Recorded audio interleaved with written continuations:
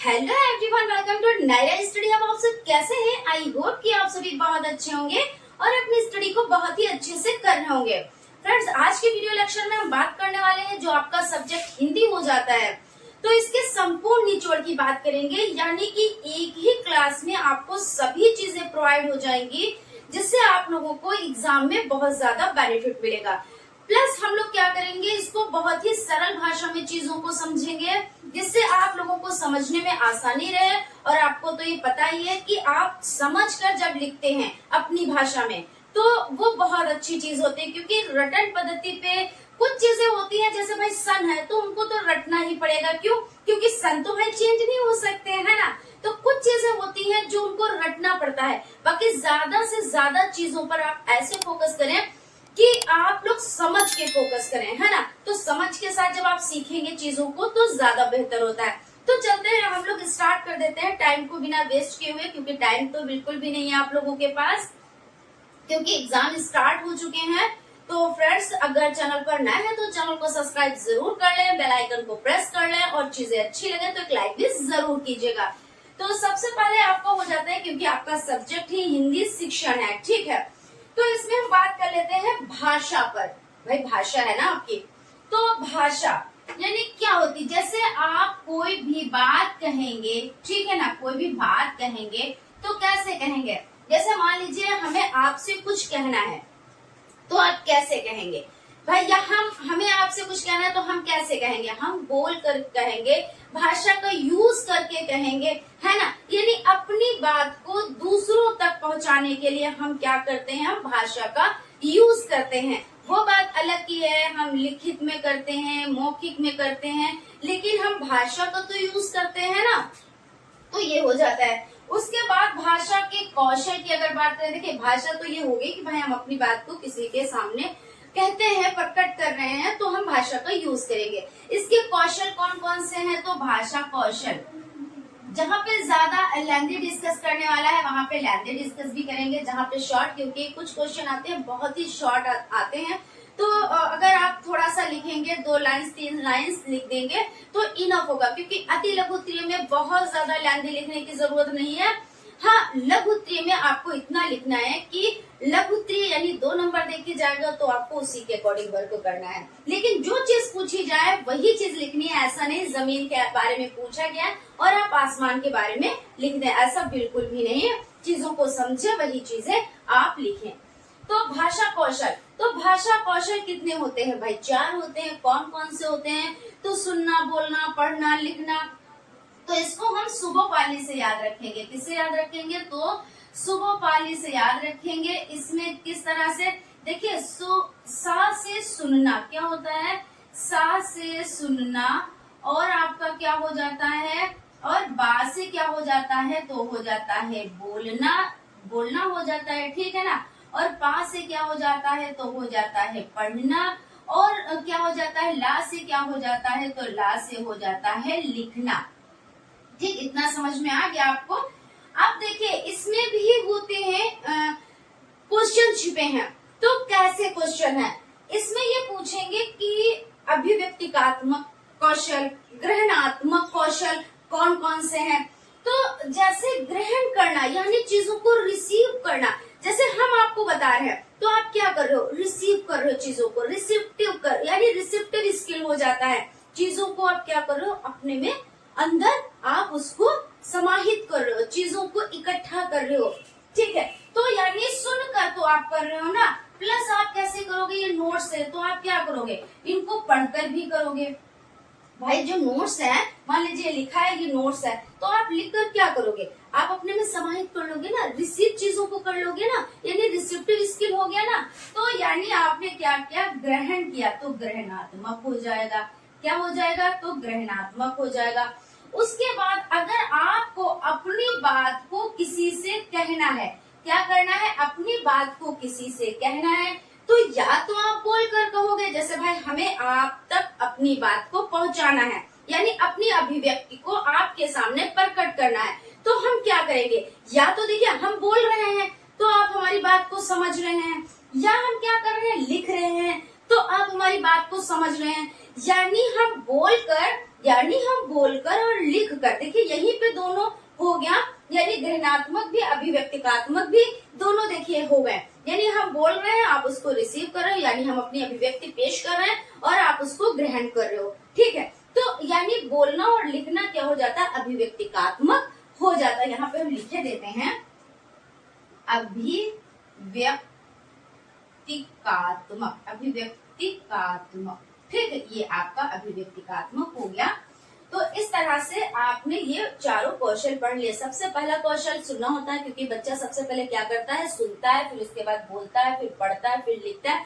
और ये भी जरूरी नहीं होता भाई सुनकर, कभी कभी भाई बच्चा पढ़ भी रहा है, लिख भी रहा है, लेकिन जो ये आपके कौशल, इनको इस तरह से अरेंज किया गया है। ठीक है, तो सुनना, बोलना, पढ़ना, लिखना आप सुबह वाली से इसको याद रखेंगे। ठीक है ना, तो भाषा कौशल के बारे में आपने जान लिया। उसके बाद देखिए इससे रिलेटेड क्वेश्चन आ जाते हैं। कौशल कितने हैं, तो 4 है। इसमें कौन कौन से हैं, तो ग्रहणात्मक, अभिव्यक्तिकात्मक, ये हो जाते हैं। तो इस तरह से आप लोग वर्क कर लेंगे। उसके बाद आपका हो जाता है गद्य और पद्य। तो गद्य और पद्य में अंतर ज्यादा आ जाता है। क्या आ जाता है, गद्य और पद, और तो ज्यादा नहीं आता इसमें कुछ है, यही आता है गद्य और पद। तो गद्य और पद में क्या अंतर होता है, देखिए गद्य वो होता है जैसे आपका हो जाता है, जैसे कहानी है, ठीक है, तो निबंध है, ये किस में आते हैं, तो ये गद्य में तो आते हैं। और जैसे आपकी कविताएं हो जाती हैं तो वो पद में आते हैं। तो गद्य में क्या होता है, आप ऐसे जैसे भाई कहानी है तो एक राजा था, एक रानी थी, इस तरह से आप पढ़ते चले जाएंगे, यानी इसमें ले की जरूरत नहीं होती। पद में क्या है, ले गति से पढ़ा जाता है। गद्य में क्या होता है, जब आप लिखते हैं तो उसमें पूर्ण विराम, अर्ध विराम, सभी विराम चिन्हों का यूज करते हैं और उसका महत्वपूर्ण भाग भी होता है, यानी विराम चिन्हों को यूज करना जरूरी होता है। लेकिन पद में ऐसा नहीं है, वहाँ पे विराम चिन्ह इतने जरूरी नहीं होते हैं। तो इस तरह से आप लिख देंगे। ठीक है, उसके बाद आपका और ज्यादा ये नहीं आता ये गद्य, लेकिन आता जरूर है, अंतर करना आता है कि गद्य और पद में अंतर बताएं। तो जब आपको गद्य भी पता है, पद भी पता है, अगर इस बार अंतर नहीं पूछा तो गद्य से आप क्या समझते हैं इसके बारे में बताएं, पद से आप क्या समझते हैं इसके बारे में बताएं, या अंतर बताएं या संबंध बताएं, जो भी आपसे पूछा जाए वो ज्यादातर अंतर ही आते हैं। उसके बाद आपका हो जाता है निबंध। तो निबंध क्या होता है, तो निबंध जो आपका होता है वो उसमें अपनी जो है अभिव्यक्ति को व्यक्त करना होता है। और जैसे हमने आपसे कहा कि आप दीपावली पे निबंध लिखें, या आप राष्ट्रीय पर्व कोई है उसके, जैसे गणतंत्र दिवस, स्वतंत्रता दिवस, ऐसे आपका देखिए बहुत आया है कि स्वतंत्रता दिवस पर आप लिखें, राष्ट्रीय पर्व पर आप 8 लाइनें लिखें। तो यानी क्या है, तो उसमें आप क्या करेंगे, अपनी अभिव्यक्ति जो है उसको पेश करेंगे। यानी उसको क्या, एक ऐसे तो नहीं कुछ भी आप इधर पहले कुछ लिखा फिर कुछ, ऐसे नहीं, पहले आप प्रस्तावना डालेंगे, उसमें चीजों को डालेंगे कि क्या क्या होता है, कैसे होता है, हर एक चीज को एक श्रेणीबद्ध में उसको करेंगे, है ना। तो यानी निबंध का मतलब होता है अपनी अभिव्यक्ति को पेश भी करना, प्लस क्या होता है उसको भाई क्रम वाइज, ऐसा नहीं है कि क्रम को आप इधर उधर करके, क्योंकि भाई पहले क्या होता है उसके बारे में आप इंट्रोडक्शन देंगे, फिर उसमें क्या क्या चीजें होती हैं। भाई मान लीजिए आप दीपावली के बारे में कह रहे हैं, दीपावली के बारे में अपनी अभिव्यक्ति पेश कर रहे हैं, तो भाई दीपों का पर्व है, ये क्यों मनाया जाता है, इस दिन क्या क्या किया जाता है, इस दिन नए कपड़े पहने जाते हैं, लोगों को मिठाइयाँ खिलाई जाती हैं, दीपों का पर्व है, इस तरह से आप लिखेंगे। ठीक है, तो निबंध ये हो जाता है। और उसके बाद आपका हो जाता है नेक्स्ट, आपके हो जाते हैं चिन्ह। चिन्ह देखिए बहुत ही ज्यादा इम्पोर्टेंट है, जितना हम कहें उससे भी कई गुना ज्यादा आपके लिए इम्पोर्टेंट है। समझ में आया ना, चिन्ह आप लोगों के लिए इतना ज्यादा इम्पोर्टेंट है कि मतलब पूछे ही पूछे जाते हैं। कभी ऐसे पूछ लेंगे 2 चिन्हों के बारे में बताएं, कभी कभी ऐसे पूछ लिया जाएगा विराम चिन्ह से आप क्या समझते हैं, विस्मयादि चिन्ह के भी बारे में आप बताएं, या पूछ लिया जाएगा प्रश्नवाचक चिन्ह कैसे होते हैं इसके बारे में लिखकर एक और कोई चिन्ह आप बताएं। यानी कि 2 से 3, 3 से 4 चिन्ह नाम भी कभी कभी दे सकते हैं। कभी कभी ऐसे पूछ लेते हैं कि 4 चिन्हों, यानी जो चिन्ह है 4 चिन्हों के बारे में आप बताएं और उसको उदाहरण सहित पेश कीजिए, यानी अपनी भाषा में कहेंगे कि उदाहरण भी दीजिए। ठीक है, तो यानी चिन्ह कौन कौन से हो जाते हैं, तो यहाँ पे हम बात कर लेते हैं। फर्स्ट नंबर पे हम देख लेते हैं विराम चिन्ह। क्या हो जाता है विराम चिन्ह, कौन सा है विराम चिन्ह में, तो पूर्ण विराम जो चिन्ह है तो इसमें विराम चिन्ह ही तो कहेंगे ना, विराम चिन्ह यहाँ पे हम लिख देते हैं जिससे आप लोगों को विराम चिन्ह क्या है, विराम चिन्ह। तो इसमें देखिए आपका क्या रहेगा, इसमें आपका क्या रहेगा, सबसे पहले हम देख लेते हैं पूर्ण विराम। तो पूर्ण विराम क्या होता है, पूर्ण विराम होता है जब आप कोई भी सेंटेंस को कंप्लीट कर लेते हैं। जैसे हमने कहा, पहले ये समझ ले, पूर्ण विराम का मतलब होता है रुकना या ठहरना। क्या होता है, रुकना या ठहरना। तो आप क्या, जैसे ही आपने सेंटेंस कंप्लीट किया आप रुक गए। जैसे हमने कहा तुम क्या कर रही थी, तो हालांकि यहाँ पे तो क्वेश्चन मार्क हो गया, चलिए ये अभी नहीं, अभी इस पे डिस्कस नहीं करते। दूसरा, तुम स्कूल जाओ, या ऐसा कोई और भी सेंटेंस आप बना लो, कुछ भी आप बना लो जिसमें क्या ना लगा हो, ठीक है। जैसे सीता स्कूल जा रही है, सीता स्कूल जा रही है, देखिए सीता स्कूल जा रही है। आपने क्या क्या सेंटेंस को कर लिया कंप्लीट, सेंटेंस को कंप्लीट कर लिया ना, आपने क्या लगाया, पूर्ण विराम लगा दिया। तो इस तरह से आप क्या करेंगे, पूर्ण विराम का मतलब होता है रुकना या ठहरना। और इसमें आप इस तरह से एक एग्जाम्पल लिखेंगे, 1 से 2 भी एग्जाम्पल लिख दें तो जितना लिखेंगे उतना अच्छा, मगर टाइम के अकॉर्डिंग ही लिखिएगा। तो इस तरह से लिख के और इस तरह से आप दिखा देंगे और ये भी बता देंगे कि पूर्ण विराम का चिन्ह इस तरह से होता है, ऐसे करके आप बता देंगे, ठीक है। तो ये तो हो गया आपका पूर्ण विराम। अब बात कर लेते हैं अल्प विराम की। सेकंड आपका क्या हो जाता है, अल्प विराम। तो अल्प विराम क्या होता है, अल्प विराम का मतलब होता है कम रुकना, कम ठहरना, यानी अर्ध विराम से भी कम, यानी बहुत थोड़ा रुकना, हल्की सी सांस लेना। हमने कहा राम श्याम, आपने कहा मैम सांस नहीं आपने ली, लेकिन क्या है, हमने सांस ली, राम श्याम, हल्का सा रुके हम, लेकिन आपको पता नहीं चला। तो जब पता नहीं चला यानी थोड़ा सा हम रुके हैं, तो हमने कहा राम और हमने कहा श्याम। तो राम और श्याम के बीच में हमें इस चिन्ह का यूज करना रहेगा, क्योंकि हम थोड़ा सा रुके, थोड़ा सा ठहरे। यानी आप इस तरह से लिख सकते हैं कि बहुत ही कम रुकना जहाँ पे होता है, या बहुत ही कम ठहरना जहाँ पे होता है, दो नामों के बीच, कोई भी नाम हो, चाहे मनुष्य के हो, चाहे वो फल सब्जियों, पशु पक्षी, कुछ भी हो। लेकिन जैसे आपने कहा मूली गाजर, आपने कहा गाय भैंस, कुछ भी आपने कहा, तो जैसे दो नाम लिए तो यहाँ पे आपने इस चिन्ह का यूज किया, ठीक, क्लियर है। उसके बाद ये आपका अल्प विराम हो जाता है और आपका अर्ध विराम हो जाता है। अर्ध विराम का मतलब होता है पूर्ण विराम से क्या करना, पूर्ण विराम से, यहाँ पे लिख देते हैं अर्ध विराम।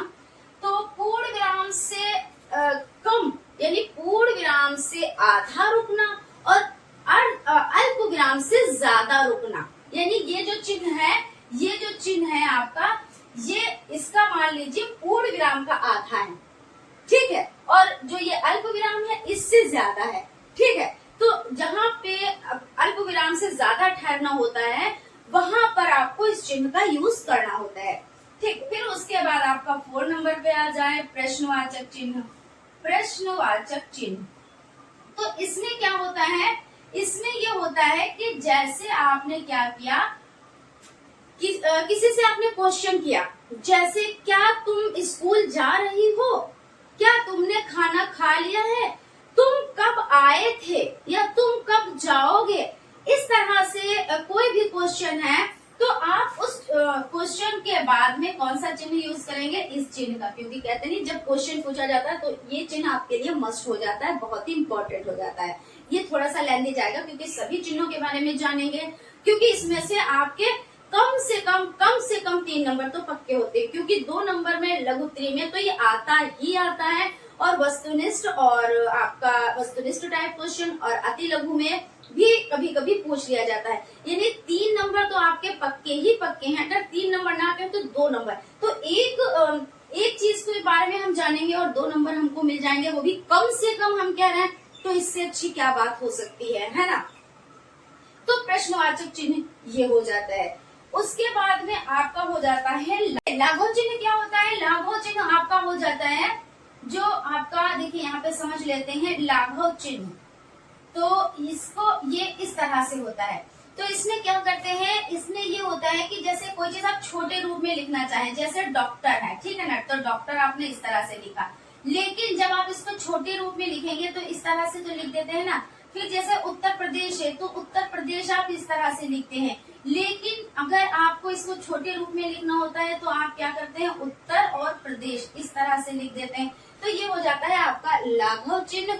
उसके बाद आपका त्रुटिपूर्ण चिन्ह, तो त्रुटिपूर्ण चिन्ह जिसमें आपको क्या करना होता है, त्रुटि जिसमें जैसे अगर कोई गलती हो जाती है, क्या हो जाता है, जिसमें कोई गलती हो जाती है, यानी त्रुटि का मतलब ही क्या होता है, गलती होती है। क्या होता है, तो त्रुटि का मतलब ही गलती होती है। तो त्रुटिपूर्ण चिन्ह आपका हो जाता है, या आप इसको हंसपद कह सकते हैं। तो हंसपद यानी कि आपका यहाँ पे क्या हो जाता है कि जैसे भाई कोई गलती हो गई, जैसे राधा बाजार जा रही है, ठीक है, रही है।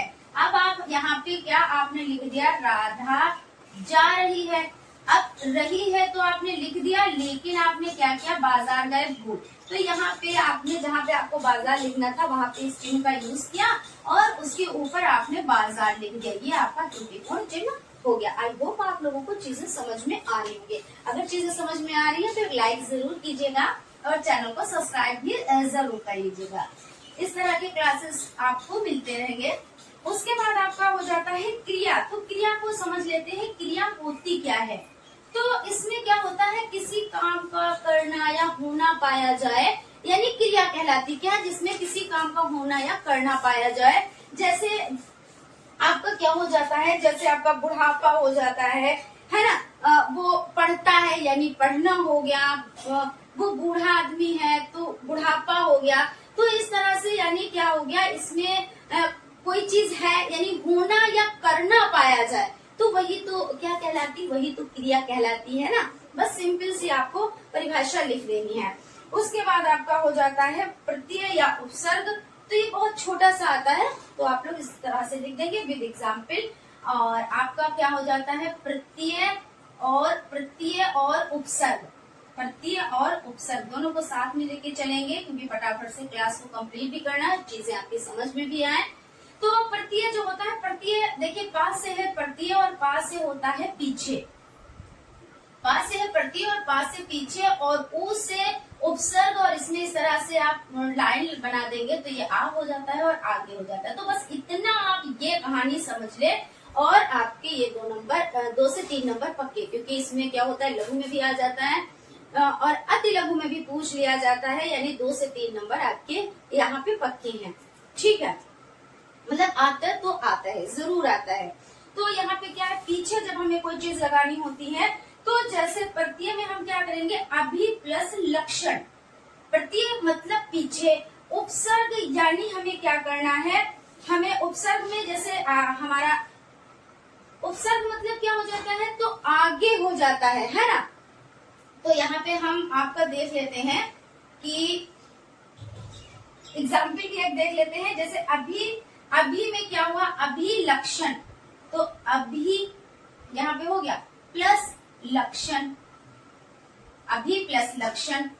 और आपका प्रत्यय यानी पीछे, तो मित्रता, मित्र प्लस ता, तो पीछे ता लगा ना, तो प्रत्यय यानी पीछे, उपसर्ग यानी आगे, तो अभी लग गया, आगे लग गया। तो इस तरह से आप इसको कर सकते हैं। उसके बाद चलते हैं अगले पॉइंट की तरफ। पॉइंट आपका हो जाता है यहाँ पे अंतरराष्ट्रीय भाषा किसे कहते हैं, अंतरराष्ट्रीय भाषा यहाँ पे लिख देते हैं।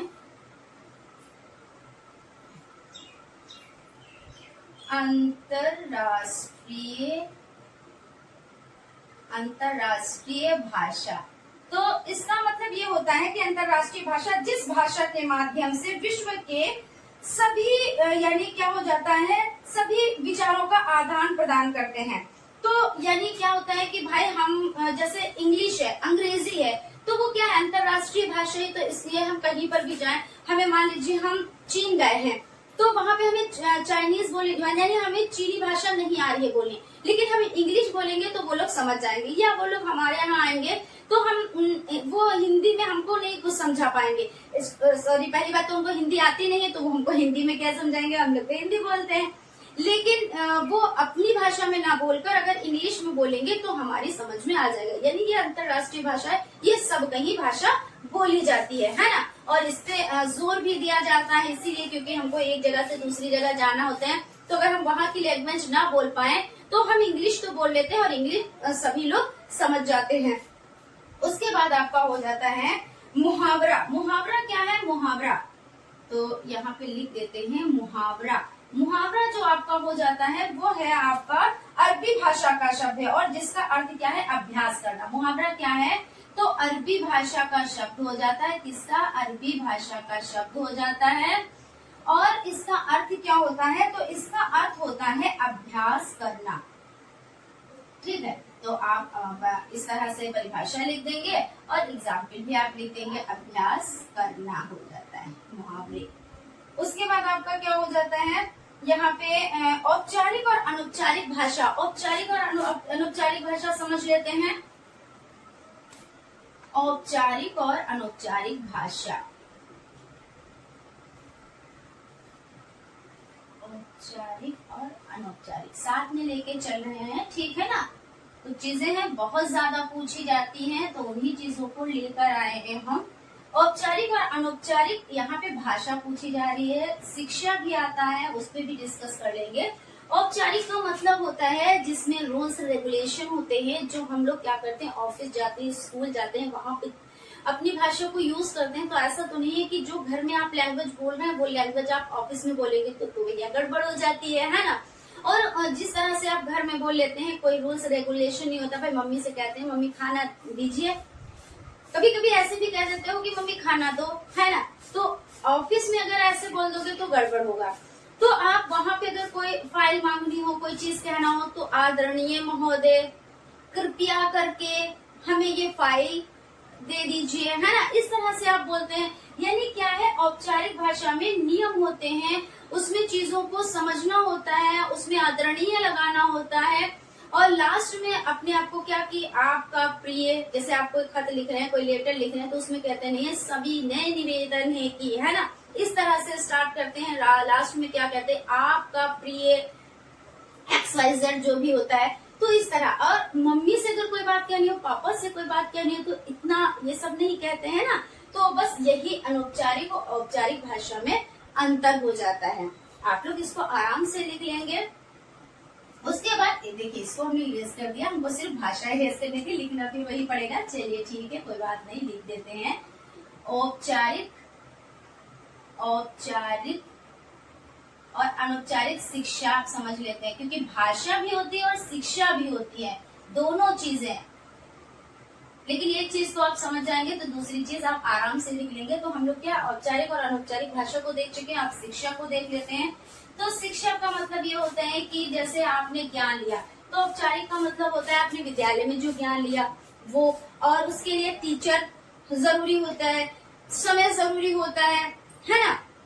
धन भी खर्च होता है। भाई औपचारिक शिक्षा आप ले रहे हैं, अभी भी आप ले रहे हैं औपचारिक शिक्षा, तो इसमें धन नहीं खर्च होता। आप जो एक कोर्स कर रहे हैं, डिप्लोमा कर रहे हैं, तो ये क्या है? इसमें धन तो खर्च हो रहा है ना। एक निश्चित सिलेबस भी है, शिक्षक भी है, और आपका एक टाइम टेबल है कि इस टाइम से आपको जाना है, उस टाइम पे आपको आना है। इस तरह से सब चीज हो जाती है। तो ये आपका औपचारिक में आ जाता है। अनौपचारिक ये होता है कि जो आप जैसे बाहर जा रहे हो, कहीं घूमने जा रहे हो, कहीं टहलने जा रहे हो, वहाँ पे अपनी चीजों को सीख लिया, या आप घर पे बैठे हो, आपके यहाँ गेस्ट आए, आपने उनसे कुछ सीख लिया, या आप किसी के यहाँ गेस्ट बन के गए, आपने उनसे सीख लिया।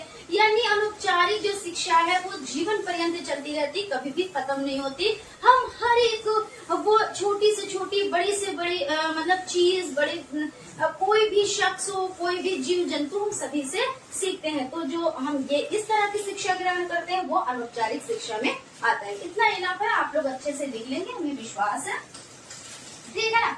उसके बाद है राष्ट्रभाषा। तो राष्ट्रभाषा कौन सी है? राष्ट्रभाषा तो अगर बात की जाए तो राष्ट्रभाषा वो भाषा होती है, राष्ट्रभाषा जिस भाषा में किसी राष्ट्र विशेष का कार्य चलता है ना।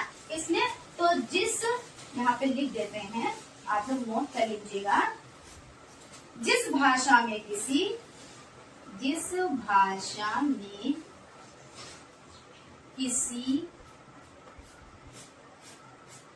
शब्द विशेष का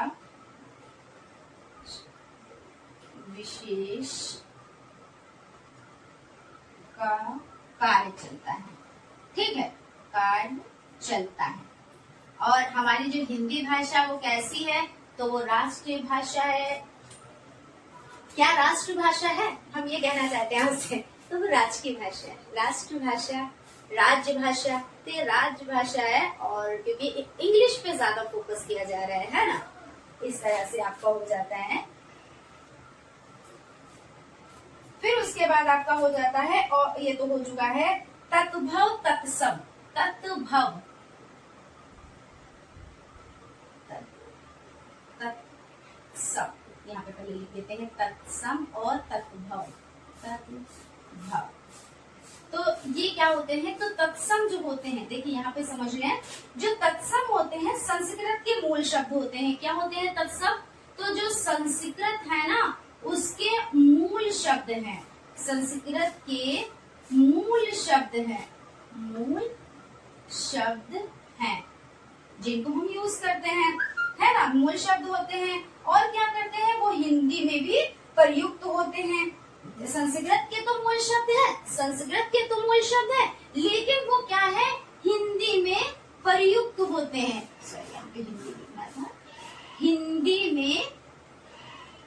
हिंदी में प्रयुक्त होते हैं। जैसे कौन कौन, जैसे प्रयुक्त होते हैं, जैसे आपका एग्जाम्पल हो जाता है, जैसे अग्नि है, ठीक है, अग्नि है, और आपका क्या हो जाता है, अग्नि हो जाता है, और आपका आम्र हो जाता है। ऐसे बहुत से हैं, है ना, आम्र हो जाता है। तो ये तो आपका हो गया तत्सम हो गया। अब हम बात कर लेते हैं तत्भव की। यहाँ पे हम बात कर लेते हैं तत्भव की। तो तत्भव जो होता है वो विकसित या परिवर्तित रूप होता है। क्या होता है, तो विकसित या परिवर्तित रूप है, या परिवर्तित रूप है किसका, संस्कृत का। परिवर्तित रूप है। जैसे आपका क्या हो जाता है, जैसे आग, अग्नि को लेके संस्कृत में अग्नि कहेंगे और इसमें तत्भव में आग कह देंगे। पलंग हो जाता है, और आपका क्या हो जाता है, आम्र का तो आम हो जाता है। इस तरह से हो जाता है, ठीक है। उसके बाद है आपका, यहाँ तक आपको समझ में आ गया होगा मुझे विश्वास है। और फ्रेंड्स, आप लोग लाइक सब्सक्राइब करते रहें।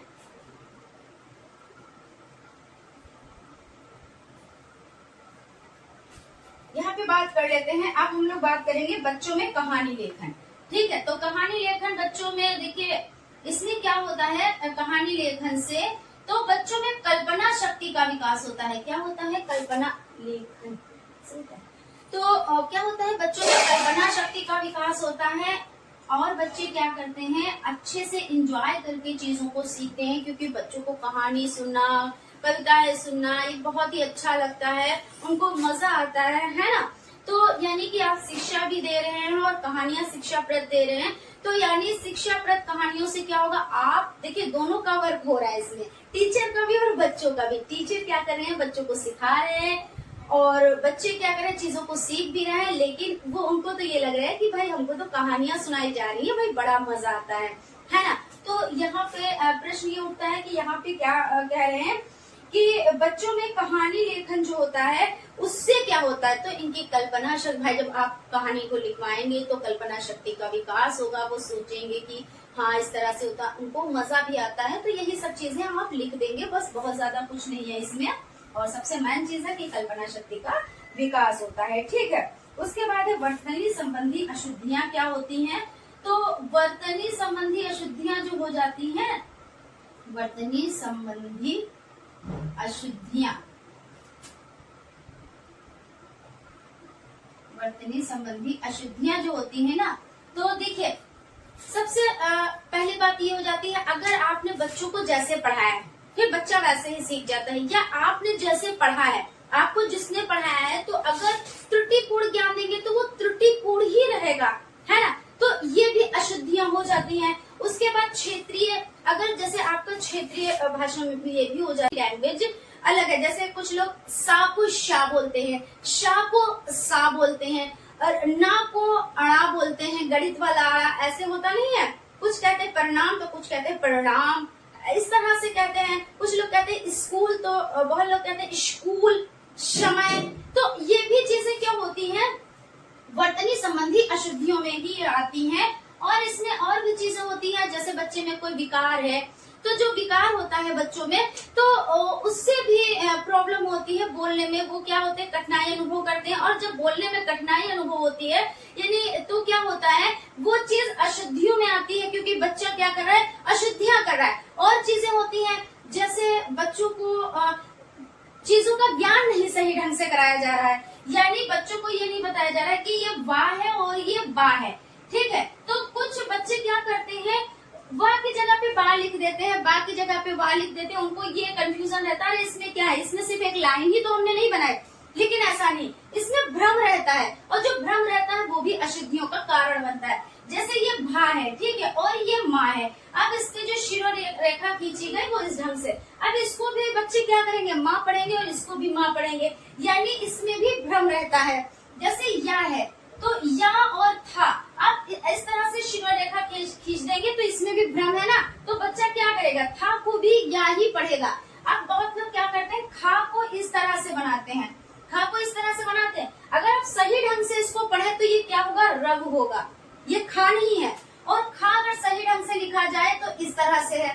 तो बच्चों को ये सब छोटी छोटी चीजें बतानी चाहिए। क्या कहते नहीं, छोटी छोटी मगर मोटी बातें होती हैं। बच्चों में ये अशुद्धियां आ जाती हैं, फिर वो लाइफ टाइम तक रह जाती हैं, क्योंकि उन्होंने जो सीखा है भाई, अभी आप जो भाई जब बच्चे थे आपने जो सीखा है वो आज भी चीजें याद होंगी, क्योंकि जो बचपन वाली चीजें होती है वो बच्चों को बहुत ज्यादा याद रहती है। फिर उनमें आप सुधार कराते हैं तो बड़ी ही दिक्कत होती है। हालांकि चीजें सुधर जाती है, अच्छा शिक्षक मिल जाता है तो चीजें भी सुधर जाती हैं, लेकिन हमें पहले से ही नहीं ध्यान देना चाहिए। तो ये चीज हो जाती है वर्तनी संबंधी अशुद्धियां, तो आप इस तरह से लिख देंगे। उसके बाद आपका हो जाता है सस्वर वाचन और मौन वाचन। ये क्या होता है, तो आप ये सभी चीजें फर्स्ट सेमेस्टर में अच्छे से पढ़ चुके हैं, लेकिन फिर भी हम लोग एक बार रिवाइज कर लेते हैं। तो सस्वर और मौन वाचन, और क्या है मौन वाचन, तो इस पर भी हम लोग डिस्कस कर लेते हैं। इसमें ये होता है कि सस्वर यानी स्वरों के साथ हम पढ़ रहे हैं, तेज तेज से पढ़ रहे हैं। जैसे हम बोल रहे हैं तो क्या है, सस्वर तेज तेज बोल रहे हैं ना, और आप अपनी अभिव्यक्ति को आपके सामने प्रकट कर रहे हैं, तो ये हो जाता है सस्वर वाचन, यानी स्वरों के साथ हम आपको बता रहे हैं, सस्वर। अब मौन वाचन, मौन वाचन का मतलब होता है हम खामोशी से पढ़ रहे हैं, बस यूं देख रहे हैं और पढ़ते जा रहे पढ़ते जा रहे पढ़ते जा रहे।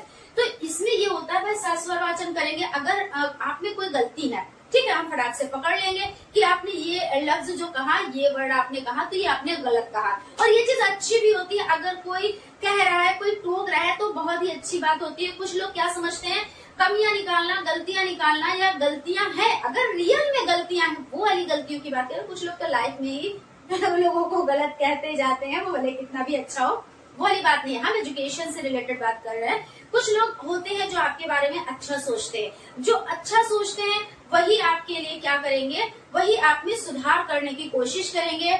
जब सुधार करने की कोशिश करेंगे, जब आप तेज तेज पढ़ रहे होंगे, अगर आप में कोई बाई मिस्टेक आपसे कोई गलती हुई या आप उसको गलत ही मतलब पढ़ रहे हैं, तो वो आपको टोक देगा। तो ऐसा नहीं आप में कोई कमी निकाले तो आप उससे नाराज हो जाओ, नहीं, आप उस पर ध्यान दो, क्योंकि गलती हमारे लिए पॉजिटिव में जाती है, नेगेटिव में नहीं जाती है। हम उस पर क्या करेंगे, हम उस पर ध्यान आकर्षित करेंगे, ध्यान देंगे, चीजों को हम अच्छे तरीके से सीखेंगे। और ऐसी कोई भी चीज नहीं है जो हम उसको सीखें तो वो हमसे परे है, ऐसा नहीं है। हम चीजों को सीख सकते हैं, ठीक है, और सीखने का कोई टाइम नहीं होता, हम जीवन पर्यंत चीजों को सीखते हैं। इसलिए गलतियां जो बताए उसकी रिस्पेक्ट करो, ठीक है, ये होता है। और ऐसा नहीं है कि कोई कमी बता रहा है तो उससे नाराज हो जाओ, ऐसा नहीं।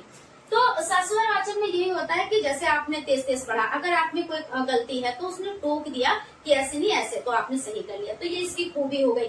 मौन वाचन में ये है जब आप मन ही मन में पढ़ रहे हो, आप कितना भी गलत पढ़ो, कितना भी सही पढ़ो, भाई हम नहीं जानते आप क्या पढ़ रहे हो, तो ये चीज इसमें कमी हो जाती है। लेकिन अच्छाई इसमें ये होती है कि भाई आप स्लो स्लो पढ़ रहे हो तो आप थकोगे भी कम, और ज्यादा चीजों को भी आप प्राप्त कर लोगे, यानी ज्यादा चीजें पढ़ लोगे। ससुर से पढ़ोगे, तेज तेज पढ़ोगे तो कम चीजें पढ़ पाओगे, मौन से पढ़ोगे ज्यादा चीजें पढ़ लोगे। आपके पास में कोई बैठा है वो डिस्टर्ब नहीं होगा, ये इसकी अच्छाइयां भी हो जाती है। यानी कहने का मतलब ये है कि इनमें दोनों में अच्छाइयां भी है और दोनों में कमियां भी हैं। तो कमियां भी पूछ लेता है, अच्छाइयां भी पूछ लेता है, तो अब आप तो लिख ले जाओगे, है ना। अब उसके बाद हम लोग बात कर लेते हैं अपठित अवतरण। तो अपठित अवतरण क्या होता है? जो पढ़ा हुआ नहीं होता है। हम लोगों ने सॉल्व किया ना हमेशा भाई, आता है एग्जाम में अपठित अवतरण। तो उसमें क्या होता है कि भाई हमने उसको पढ़ा नहीं था, कभी उसको हमने देखा नहीं था, लेकिन वो हमारे सामने आया। वो क्यों दिया जाता है? इसलिए कि देखिए बच्चा कितना सोच सकता है, कितनी चीजों को समझ कर वो कर सकता है, क्योंकि वो बिना पढ़ा हुआ है और आप फिर भी उसको सॉल्व कर रहे हैं। तो अपठित का मतलब यही हो जाता है। उसके बाद है आपका मिश्रित वाक्य, संयुक्त वाक्य। यानी वाक्य कितने प्रकार के होते हैं? तो 3 प्रकार के हो जाते हैं, मिश्रित हो जाते हैं, संयुक्त हो जाते हैं, प्लस सरल हो जाते हैं। तो सरल में सिर्फ एक ही सेंटेंस जाता है, जैसे तुम जा रहे हो, वो खा रहा है, वो नहा रहा है ना, वो सो रहा है। एक बिल्कुल सिंपल सा है। तो ये किसमें आ जाता है? ये आ जाता है सरल में, है ना। सरल में ये आ गया। अब अगर हम बात कर लेते हैं कि मिश्रित वाक्य की अगर हम बात कर ले, तो मिश्रित वाक्य किसको कहते हैं? बहुत ज्यादा इम्पोर्टेंट है, बहुत ही ज्यादा इम्पोर्टेंट है मिश्रित वाक्य। मिश्रित मतलब मिला हुआ, मिश्रित मतलब मिला हुआ। तो यहाँ पे हम बात कर लेते हैं वो वाक्य होते हैं जिसमें, वो वाक्य होते हैं यानी मिश्रित वाक्य, वो वाक्य होते हैं जिनमें क्या होता है? जिनमें प्रधान वाक्यांश, क्या होता है? प्रधान वाक्यांश सामान्य हो। क्या हो? प्रधान वाक्यांश सामान्य हो तथा एक से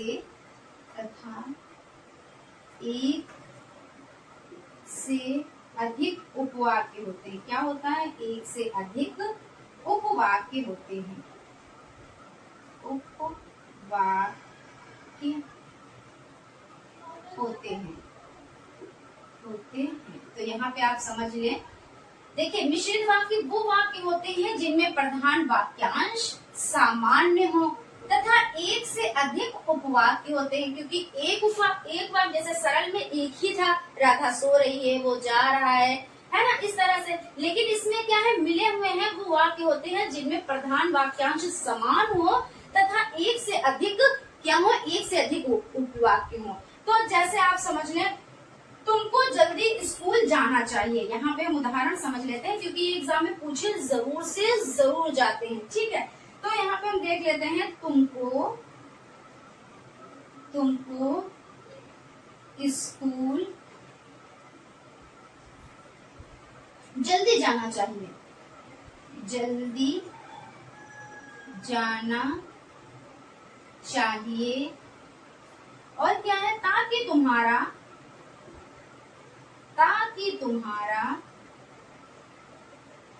घंटा ना छूटे, यानी जो आपका पीरियड चल रहा है वो ना छूटे, घंटा ना छूटे। तो इस तरह से आप लिखेंगे। तो ये किसमें आएगा? ये मिश्रित वाक्य में आएगा।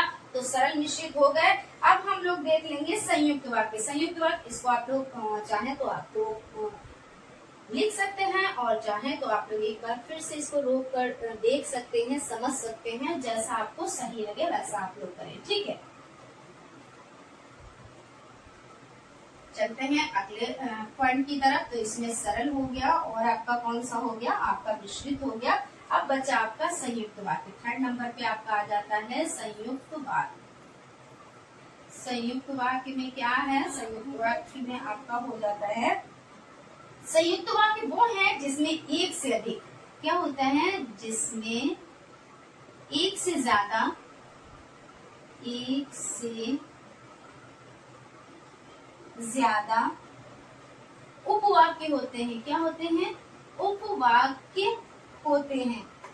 और उपवाक्य किससे जुड़ा होता है? यानी जिसमें एक से ज्यादा उपवाक्य हो और ये जुड़े किससे हो? ये जुड़े हों, यहाँ पे लिख देते हैं लेकिन से जुड़े हों, किंतु से जुड़े हों, यहाँ पे पूरा अच्छे इसको कर देते हैं, वरना आप लोग कहोगे कि मैम आपने पूरा नहीं किया है और हम तो आपके टाइम को बचाने के लिए कर रहे थे, लेकिन ऐसा नहीं है। जिसमें एक से ज्यादा उपवाक्य हो और उपवाक्य किससे जुड़े हों, और उपवाक्य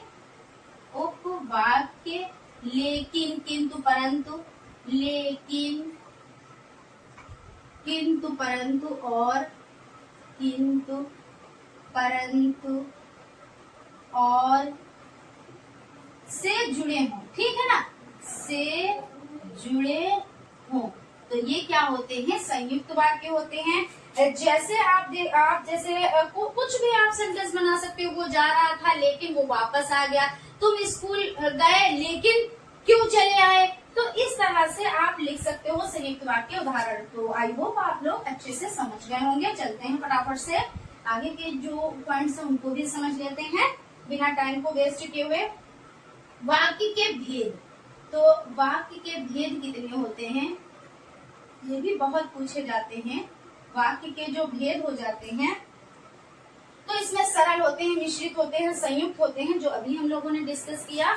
उसके बाद आपका हो जाए, जैसे क्वेश्चन इस तरह से भी आ जाता है कितने भेद होते हैं, या मिश्रित वाक्य के बारे में बताएं या संयुक्त वाक्य के बारे में बताएं, ऐसा कुछ भी आ जाए आप लिख देंगे। और वाक्य के भेद कितने होते हैं, तो 3 होते हैं, अभी लिखा कि सरल, मिश्रित और संयुक्त। उसके बाद आपका हो जाता है अर्थ के आधार पर, तो अर्थ के आधार पर कितने होते हैं, तो 5 होते हैं। कितने होते हैं अर्थ के आधार पर, तो टोटल होते हैं 5, ठीक है। और उसके बाद हम लोग और चीजों को थोड़ा सा देख लेते हैं। यहाँ पर फ्रेंड्स कुछ चीजों को और डिस्कस कर लेते हैं, क्योंकि आप लोगों के लिए बहुत ज्यादा इम्पोर्टेंट हो जाते हैं। सन आ जाते हैं कि इनकी मृत्यु कब हुई थी या जन्म कब हुआ था, तो इस तरह से चीजों को समझ लेते हैं। आपका सूरदास जी हो जाते हैं, ठीक है ना, तो सूरदास जी जन्मांध थे, तो इनके बारे में ये कहा जाता है। और इनका जन्म 1535, कब, तो 1535 संवत, ये चीज याद रखिएगा, संवत में। और मृत्यु कब हुई थी, अगर मृत्यु की बात कर ले तो मृत्यु हुई थी 1640 ईस्वी में। और जन्म कहाँ हुआ था, तो रूम कता नामक ग्राम में हुआ था, ठीक है। इनके रचनाओं की अगर बात की जाए तो रचनाएं हो जाती हैं सूर सागर, साहित्य लहरी, सूर पचीसी, ये इनकी रचनाएं हो जाती हैं। उसके बाद तुलसीदास जी की बात कर लेते हैं, तो तुलसीदास जी का जन्म 1554 में हुआ था, संवत है, ठीक है ना, संवत 1554 में। और अगर सन की बात की जाए तो 1947। और अगर मृत्यु की बात की जाए तो 1680 संवत में हुई थी। इनकी अगर रचनाओं की बात की जाए तो रामचरितमानस हो जाती है, विनय पत्रिका, गीतावली, दोहावली। तुलसीदास जी के बारे में एक दोहा बहुत प्रचलित है, लाज ना आवत आपको दौड़े आए साथ, ठीक ठीक ऐसे प्रेम को कहाँ करूं मैं नाथ, यानी ये अपनी पत्नी से बहुत ज्यादा प्रेम करते थे। तो इन्होंने क्या किया था, अपनी पत्नी से मिलने के लिए उनके मायके चले जाते हैं। उनकी पत्नी उस वक्त मायके में होती हैं, तो इन्होंने क्या किया, बारिश में भीगते हुए चले गए। वहां पे इन्होंने बहुत सी समस्याओं का सामना करके कि एक जो लाश थी यानी मृत शरीर था उसको लकड़ी का लठ समझ लिया था, और एक सांप था उसको रस्सी समझ लिया था। इस तरह से सारी मुसीबतों का सामना करते हुए ये पहुंचे थे। तो वहां पे इनकी पत्नी ने ये बात कही थी कि अगर इतना आपने मुझसे प्रेम किया, अगर इतना ईश्वर से प्रेम करते तो क्या बात थी। तो वहीं से ये इनमें क्या चीज आ जाती है, ईश्वर के प्रति प्रेम की भावना आ जाती है, और ये क्या हो जाते हैं, उसी में लीन हो जाते हैं। उसके बाद आपकी रामचरितमानस, विनय पत्रिका, गीतावली, दोहावली, इनकी रचनाएं हो जाती। कबीरदास जी के बारे में है कि इनका जन्म हुआ था 1455 में संवत में, ठीक है। और मृत्यु की बात की जाए तो 1575 ईस्वी में। और कबीरदास जी के बारे में ये चीज है कि कबीरदास जी पढ़े लिखे नहीं थे, मसी कागज छियो नहीं, कलम गही नहीं हाथ। इन पंक्ति से पता चलता है कि कबीरदास जी पढ़े लिखे नहीं थे। रचनाएं हो जाती है बीजक, उसमें साखी, सबद, रमेनी, ये हो जाते हैं बिहारी जी के जन्म के बारे में बात की जाए तो सन 1603 और मृत्यु 1663 हो जाती है। रचनाएं बिहारी सतसई और रामचंद्र शुक्ल का जन्म सन 1884 और महादेवी वर्मा जी का जन्म 1907 में और मृत्यु 1987 में। ठीक है, तो आप लोग इसको भी बहुत अच्छे से देख ले, क्योंकि इस तरह के क्वेश्चंस एग्जाम में बहुत ज्यादा पूछे जाते हैं। तो फ्रेंड्स, आई होप आप लोगों को सेशन बहुत ज्यादा पसंद आया होगा, आप लोगों के लिए बहुत ज्यादा हेल्पफुल भी साबित होगा और आपको एक ही क्लास में बहुत सी चीजें मिल जाएंगी जो आप लोग जैसे ही क्वेश्चन पेपर देखेंगे कि आपको लगेगा हाँ मैम सही कह रही थी। ठीक है, और बाकी आपको तो पता ही कि क्वेश्चंस रिपीट होते हैं, प्रीवियस ईयर आप लोग करके जाएं, प्रीवियस ईयर पे बहुत ज्यादा फोकस करके जाएं, क्योंकि जब क्वेश्चन रिपीट होते हैं तो हमको भी उससे बहुत ज्यादा बेनिफिट होता है। प्लस आप ये क्लास देके जाएंगे तो इसमें तो पूरे सब्जेक्ट का निचोड़ ही है। ठीक है, तो जो निचोड़ है तो हमने बहुत कम टाइम लेकर आप लोगों को पूरे सब्जेक्ट का निचोड़ बता दिया है, तो ये भी क्लास आप लोगों के लिए बहुत ज्यादा फायदेमंद होगी। मिलते हैं फ्रेंड्स अगले क्लास में इसी तरह की क्लास को लेकर, तब तक आप लोग अपना ख्याल रखें, स्टडी को कंटिन्यू करें और फ्रेंड्स अच्छे से पढ़ें, सेहत का ख्याल रखें, टाइम से सेंटर पे जाएं। क्योंकि देखिए अभी वो जो न्यूज आ रही है पेपर वायरल वाली, लीक होने वाली, तो बहुत ज्यादा वायरल हो रही है, तो उसकी वजह से बहुत ज्यादा सख्ती की गई है। 20 मिनट आपको पहले कहाँ पे पहुंचना है, गेट के अंदर पहुंच जाना है। इससे रिलेटेड न्यूज भी हमने आपको दी है और अभी भी बता रहे हैं कि फ्रेंड्स आपको 20 मिनट पहले गेट तक पहुंच जाना है, गेट पर पहुंच जाना है, क्योंकि ताला लग जाएगा और उसके बाद अगर आप पहुंचते हैं तो फिर कुछ भी नहीं होगा, फिर आप रोते रहेंगे, गिड़गिड़ाते रहेंगे, तो इन सब चीजों से कोई फायदा नहीं है। तो आप लोग टाइम से पहले निकले, टाइम से पहले सेंटर पे पहुंचे और अपनी जो जगह है उसको निर्धारित कर लें। तो फ्रेंड्स आप लोग अच्छे से स्टडी करें और सभी चीजों का ख्याल रखें। Thank you.